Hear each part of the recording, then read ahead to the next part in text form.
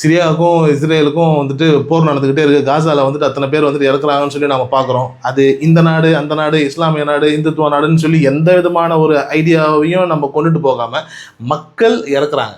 ஒரு குறிப்பிட்ட நாட்டில் மக்கள் கொத்து கொத்தாக கொல்லப்படுகிறார்கள். அந்த நாடு வளர்ந்துச்சா? அந்த நாடு அதுக்கப்புறம் வந்துட்டு டெவலப் ஆச்சா? சாத்தியமே இல்லை. அப்போது ஒரு போர் சார்ந்த ஒரு விஷயம் ஒரு இடத்துல நடக்கும்போது அங்கே ஒரு கூட்டம் அழிக்கப்படுது.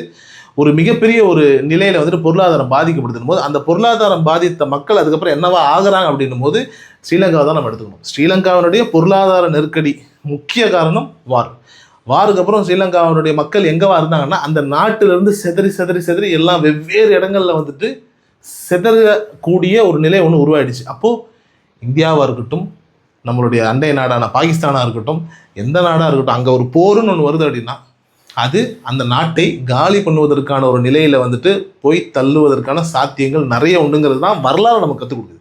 இதையெல்லாம் தாண்டி இன்றைய சூழலில் வந்துட்டு போருக்கு உரிய மனிதர்களாக நாம் எல்லாமே இருக்கிறோமா, நம்மளை சுற்றி இருக்கக்கூடியவங்களாம் இருக்கிறாங்க அப்படின்னா அது நிச்சயமாக ஒரு கேள்விக்குறியாக தான் இருக்குது. இதெல்லாம் தாண்டி நம்ம நாட்டுக்காக நம்ம நிற்கிறோம், இந்தியாவுக்காக வந்துட்டு நாம் நிற்கிறோம்.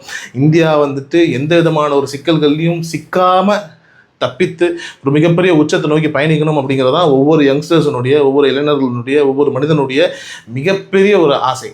அந்த ஆசை நிரந்தரமாக இருக்க வேண்டும். அந்த ஆசை நிரந்தரத்தை தாண்டி வெற்றியை நோக்கியான ஒரு பயணத்தை தான் நாம் வந்துட்டு மேக்சிமம் ட்ரை பண்ணணுமே தவிர்த்து இதில் உயிர் சேதங்கள் அப்படிங்கிறது எந்த தரப்பில் இருந்தோம், அது நம்ம நாடாக இருக்கட்டும், எந்த நாடாக இருக்கட்டும், எந்த இடத்துலையுமே ஒரு உயிர் சேதம் அப்படிங்கிறது நடக்காதவாறு என்னென்ன மாதிரியான ஒரு நிலைகளில் வந்துட்டு பேசி சுமூகமாக முடிக்கப்பட வேண்டுமோ அதை நோக்கிய பயணம் தான் ரொம்ப ரொம்ப முக்கியமான